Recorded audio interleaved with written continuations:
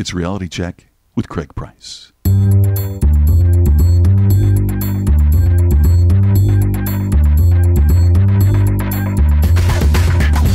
I'm an idiot. 4 minutes in and I'm already wrong. I'm like a monkey. Hello, look at me. Craig, shut up. Hey, I need you guys to do these things.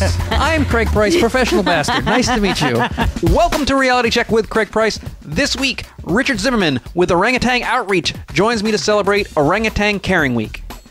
Thanks for joining me this week. Normally, this show is not used to shill a specific product or service. If someone is on to promote something, I try not to push you, the listener, to do anything but, listen to the podcast and maybe learn something.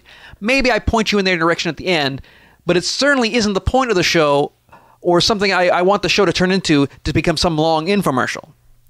That being said, I am using this week's show to do just that. But it's not just generating money. It is about generating money for a worthy cause, and I believe the survival and care of orangutans is just such a worthy cause.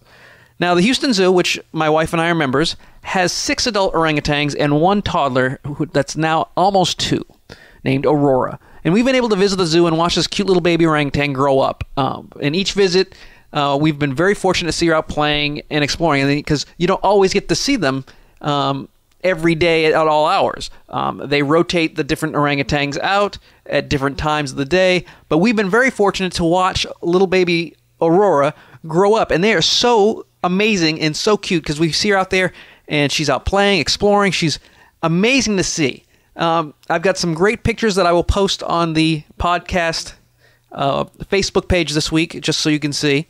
But sadly, we've also learned about the horrible situation that exists in their native homes of Borneo and Sumatra. It's devastating the small number of orangutans that actually exist in the wild. So when I saw Orangutan Outreach was having their Orangutan Caring Week this week, November 11th to the 17th, I reached out to today's guest, Richard Zimmerman, to come on the show and promote what I feel is an extremely worthy cause. What they do is they rescue, rehabilitate, and release orangutans back into their native lands. And it costs roughly $3,000 a year to rescue an individual orangutan. And your donation, if you go to redapes.org, your donation will ensure that they can continue this very important work. And with your help, you can give these orangutans a future. I mean, money collected from the orangutan is used for medicine, food, equipment, rescue operations, cages, and hundreds of other items that are necessary to rehabilitate the orangutans and keep the projects going. So head over to redapes.org and donate if you can. You can donate money in any amount, or for $10 a month, you can adopt an orangutan. Or you can just head to their shop and buy all kinds of orangutan-friendly products. So go do that, redapes.org, then come back. I will wait, and we can learn all about Orangutan Outreach with this week's guest, Richard Zimmerman.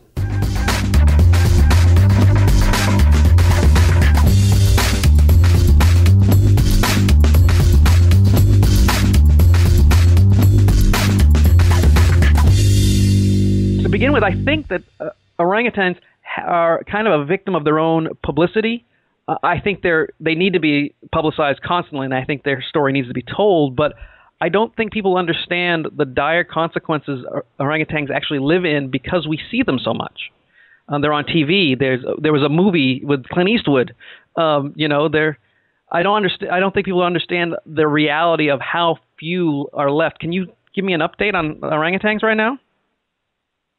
Yeah, well, orangutans, I always say they're too cute for their own good when they're babies, because people just fall in love with them, and they want one, they want to cuddle one, they want to hug one, and the truth is, in the wild, they are critically endangered, and the use of orangutans in commercials and movies is awful, and unfortunately seems to be coming to an end with the rise of CGI, digital graphics. But orangutans are truly facing difficult times in the wild. We cannot overemphasize the plight they're facing. Now, can you give me an estimate of how many are still out in the wild at this point? Well, the exact numbers vary. Sure. They're only in 2 places, Sumatra and Borneo.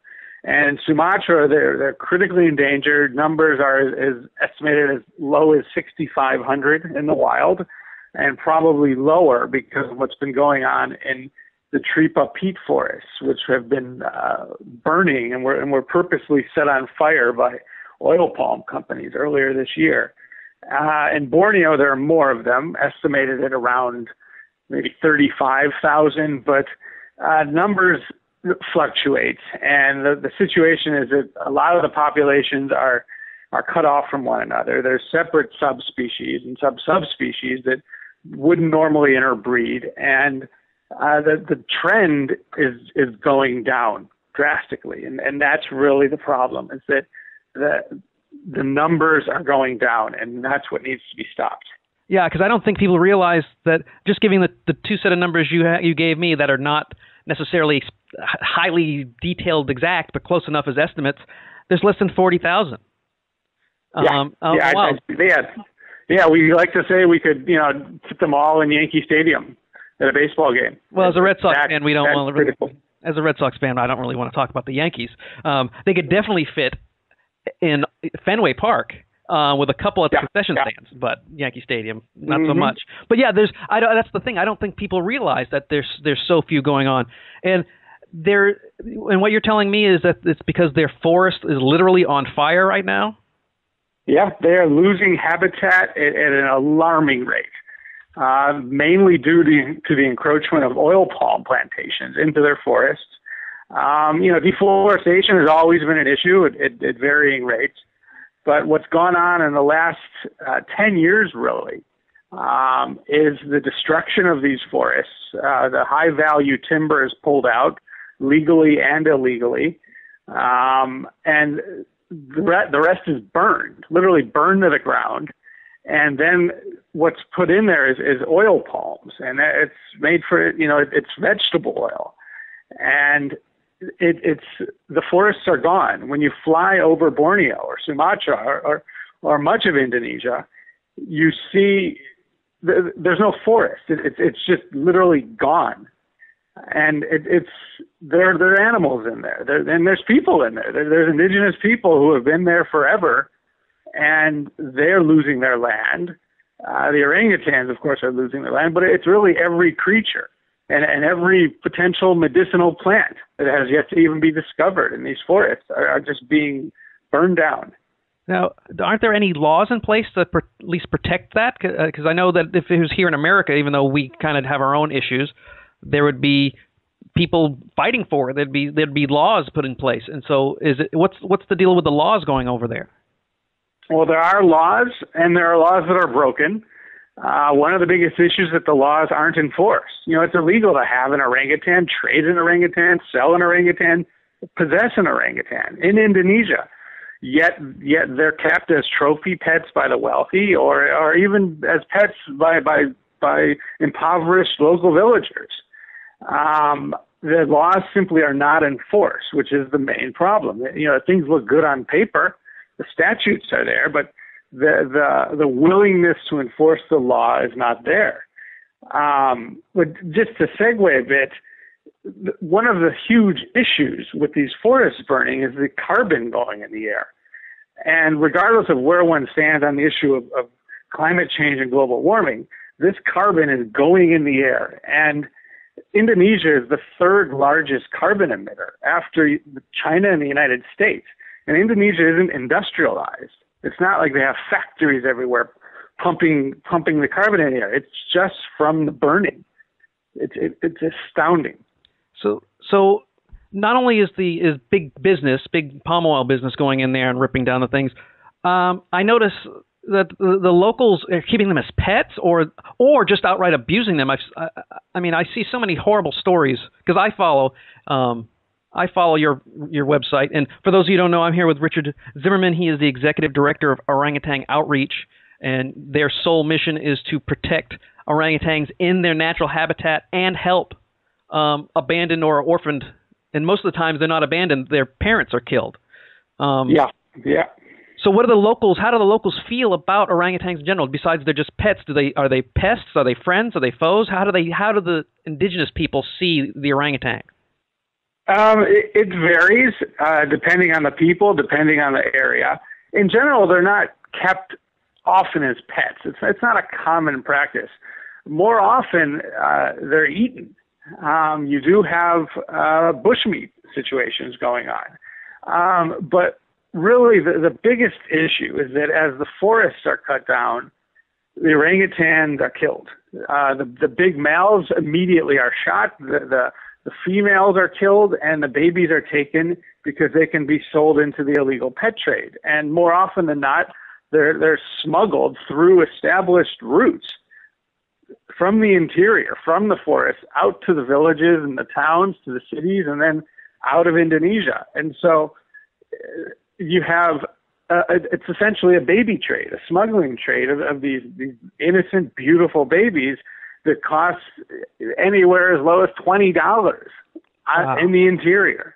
And the value to wealthy, exotic pet owners in the West or in the Middle East or in Russia is tens of thousands of dollars. So there's an incentive there that is just horrific. And it's as lucrative, if not more, than the drug trade.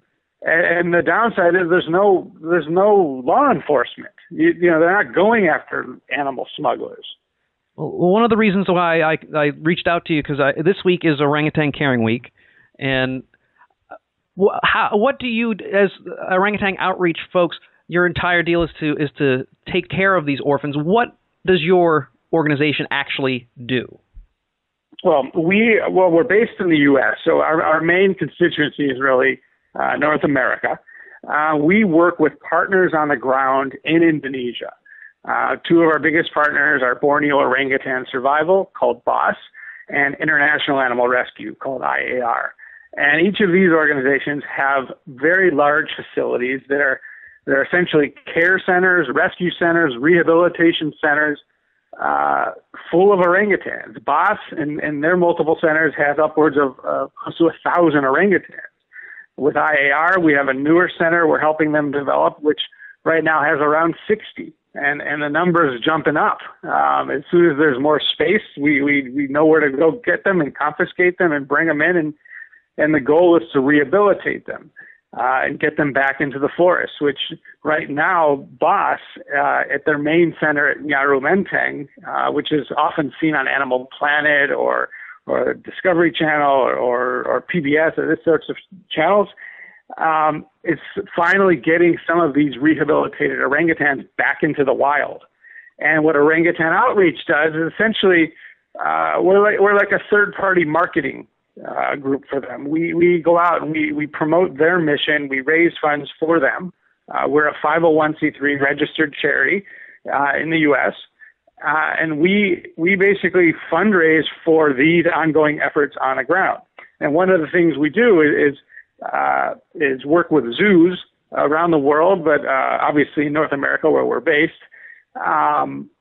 for yearly events such as Orangutan Caring Week, where we just try to coordinate efforts, via social media or old school via the phone, to get different organizations and different zoos all on the same page to promote orangutans and orangutan survival and protection to zoo visitors.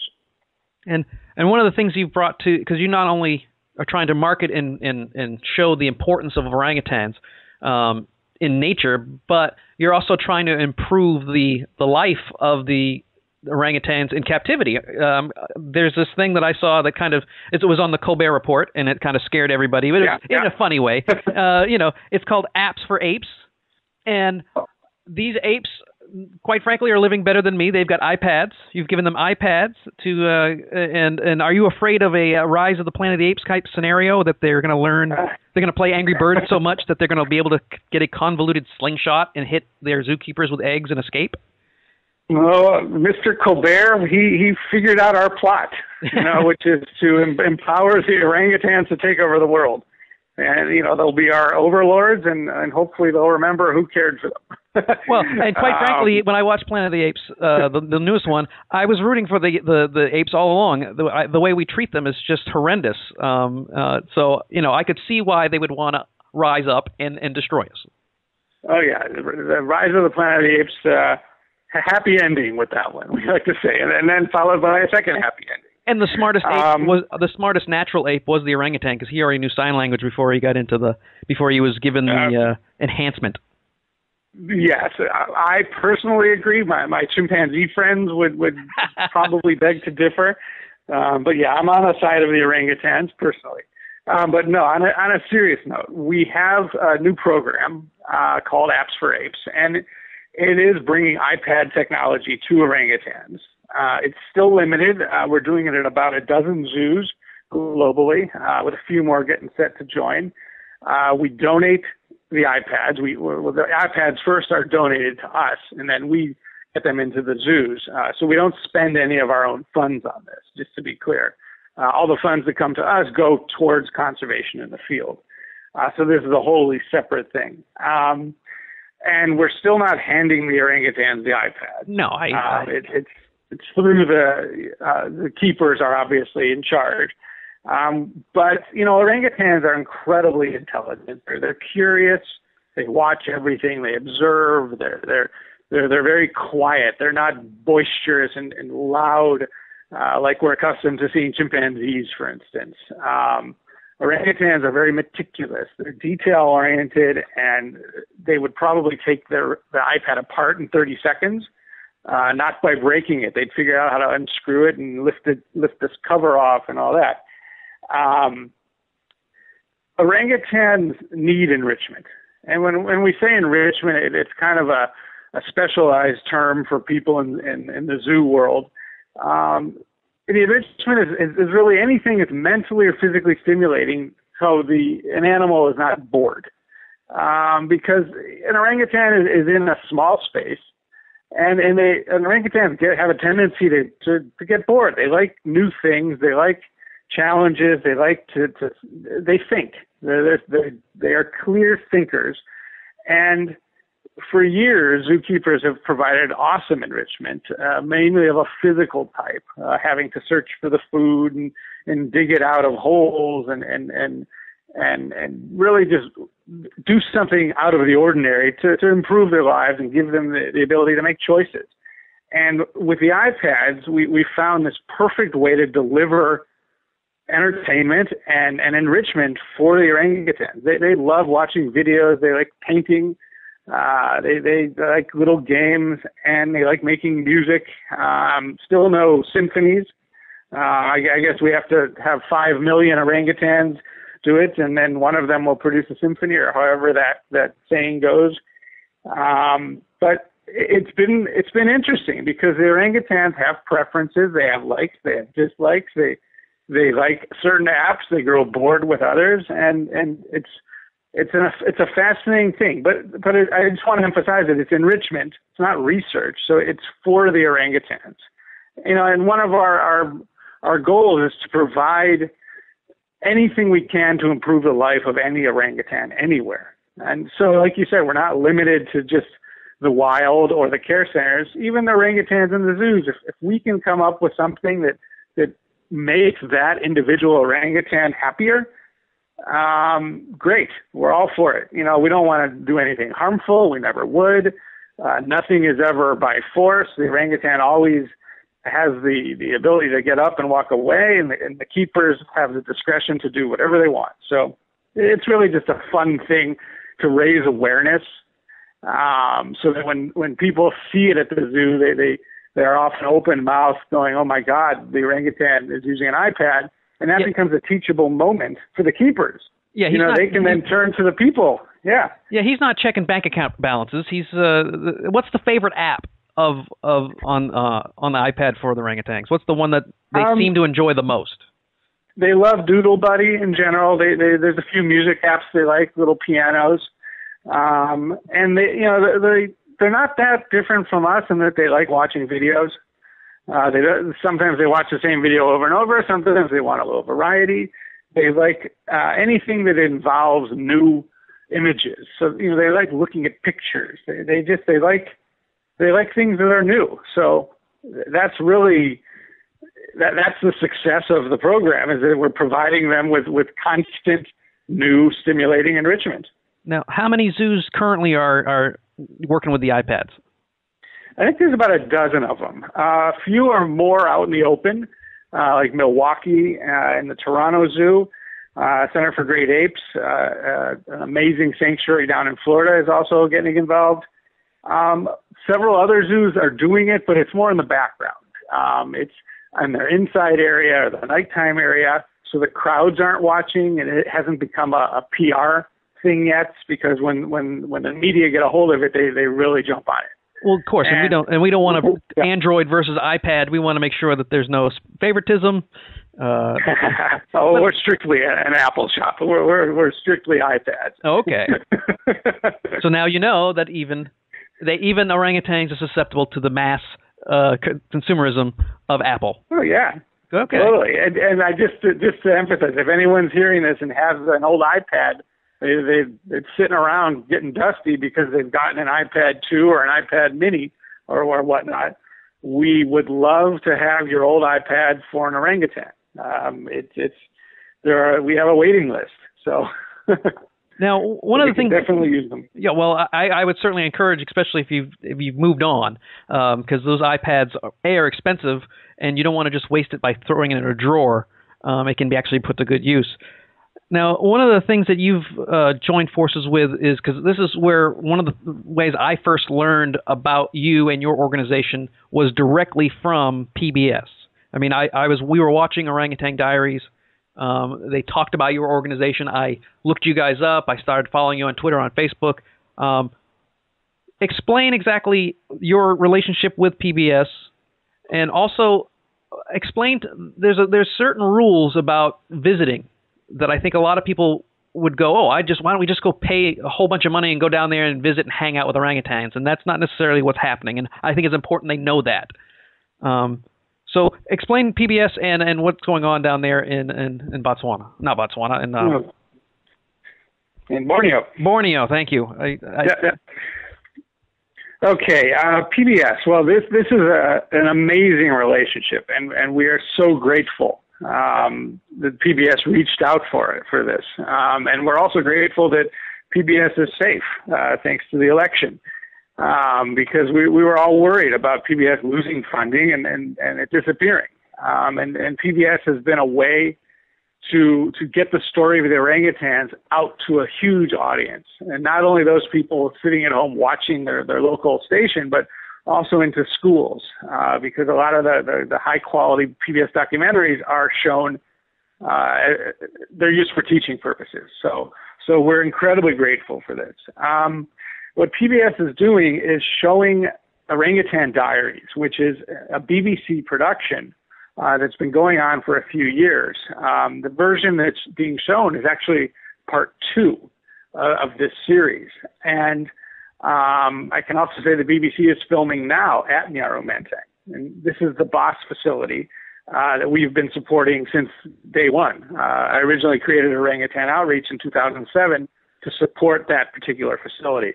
So for us, it's very gratifying to be able to be working with PBS to show this series to an American audience.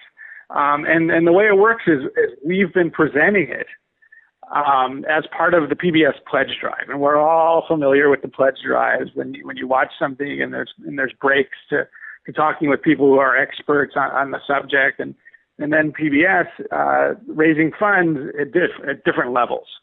And the way this one works for Orangutan Diaries is the first level of support for the local PBS station. The donor gets an Orangutan Outreach tote bag.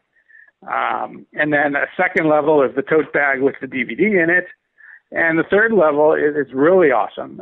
It's people get the bag and the DVD, and they also get an adoption from Orangutan Outreach.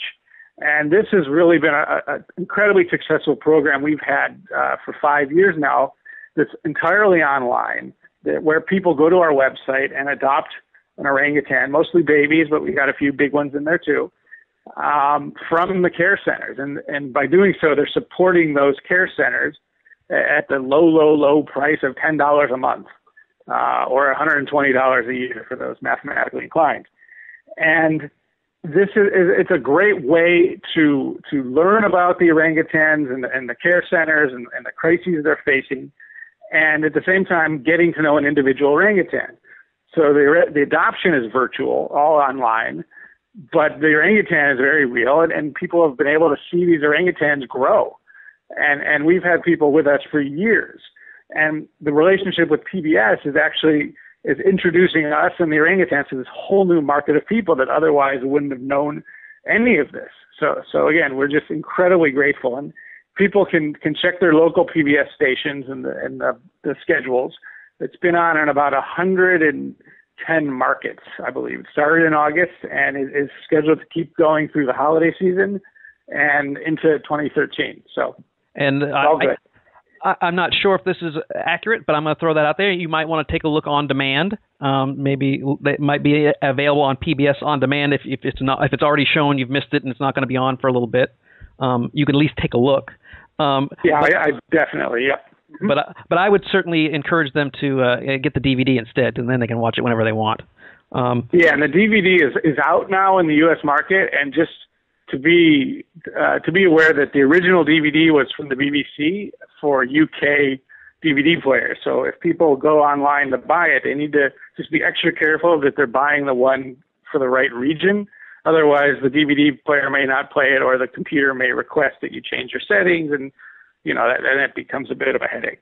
And as part of Orangutan Caring Week, this is you do other things throughout the year. One of your bigger events is called MOM, which is a Missing Orangutan Mothers. It's on Mother's Day. Is that correct? That is true. That's an event we've been doing now since 2008, and it's growing. It's an amazing event. We shout out to Holly Drayluck, one of our awesome volunteers in Florida, who has really been helping run it since day one. It's MOM. It's an acronym, Missing Orangutan Mothers, and it's meant to bring awareness to the crisis facing the orangutans in the wild, which essentially is the mothers are being shot, like we already said, and the babies are smuggled as illegal pets or what have you. Also, they're taken into Thailand and Laos and used in horrific tourist shows. They make them kickbox. Awful stuff. But the babies, we have teams that confiscate them through our partners, BOSS and IAR and the Center for Orangutan Protection, also called COP, and they bring the babies to these rescue centers. So meanwhile, you have hundreds and hundreds of babies who are orphans. And we looked at the MOM event as a way to connect zoo visitors coming to the zoo often to see precious baby orangutans, like at the Houston Zoo. And we wanted them to really think beyond the immediacy of the baby in front of them and think of all the babies out there in Borneo and Sumatra who are being cared for at these centers. And, it's at all the zoos. We do it in several dozen zoos, and it is on Mother's Day. It's not a fundraising event per se. It's more of an awareness event. We understand that the zoos are often public institutions that are also struggling financially. So we look at it as a way of just all working together to raise awareness. If funds come our way, or they have a tip jar, and then it's used to adopt an orangutan for the docents, fantastic. But it's really just a way to get all the zoos working together and raising awareness for what's going on in the field. Well, before I let you go, I just want to end with this last question. And then if there was one thing that an average person like myself could do to help the orangutans survive, because right now it's looking kind of bleak. It's very important that organizations like yourself are there constantly trying to stop the overwhelming destruction of their habitat and try to save and rescue these animals.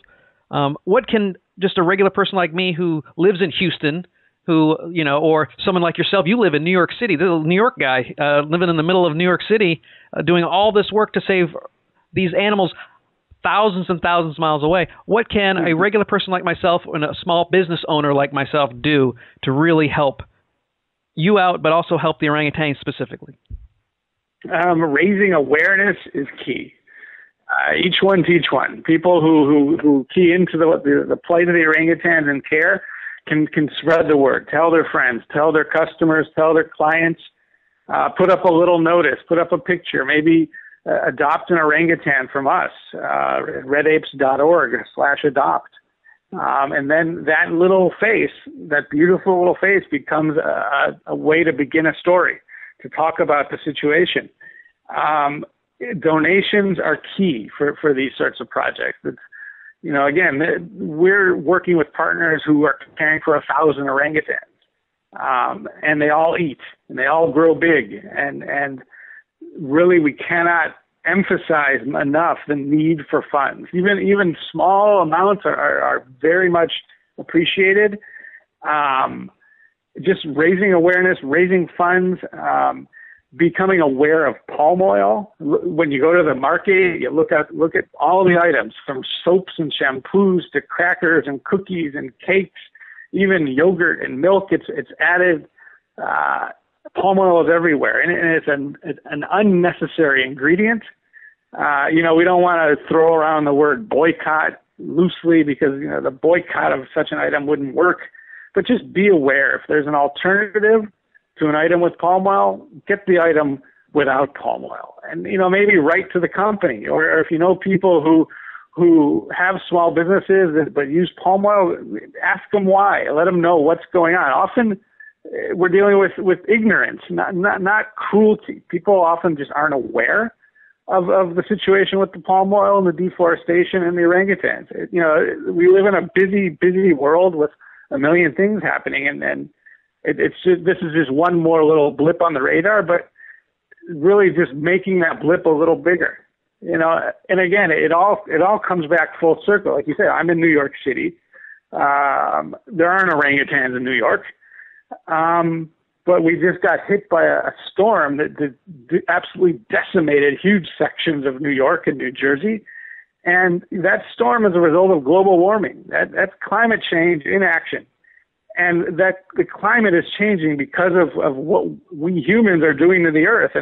And ground zero for climate change is Borneo.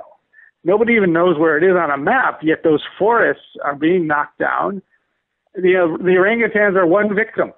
But ultimately, people in Jersey City, the Jersey Shore, are victims, because it's all one earth, one climate. And, if we save the orangutans, we're saving ourselves. Well, Richard, I really appreciate you being out. This is Richard Zimmer again. The organization is Orangutan Outreach. The website, redapes.org. You can find them on Twitter, @redapes. They've got a great Facebook page. Please go and give this. You give a voice to a beautiful animal that has absolutely no voice of its own, and I think you're doing great work. I really appreciate you being on the show. Thank you. Appreciate you having me. That's our show for this week. Thanks again to Richard for all that he does. And once again, redapes.org. Donate today and save these endangered animals. If you do donate, please let me know by emailing me at craig@speakercraigprice.com. Don't forget to like the Facebook page, but more importantly, with the changes that Facebook has been making lately, go to realitycheckpodcast.com, subscribe to the feed either by RSS or email, and make sure not to miss a show. We'll see you next week.